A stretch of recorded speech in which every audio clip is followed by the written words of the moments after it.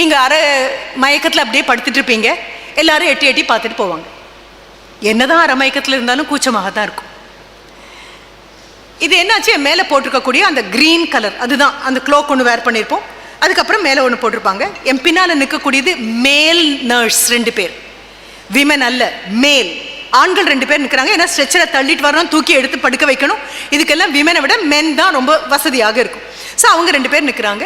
ஒவ்வொரு தடவை இந்த கதவு திறக்கும் போது எனக்கு ரொம்ப கஷ்டமாக இருக்குது. அரை மயக்கத்தில் இருந்தாலும் எனக்கு தெரியுது என்னுடைய தோலை விட்டு இந்த துணி கொஞ்சம் இறங்குற மாதிரி இருக்குது. I am feeling very embarrassed, ரொம்ப கூச்சமாக இருக்குது. நான் ஒன்றும் பண்ணலை, இப்படியே நிமிந்து பார்க்குறேன்.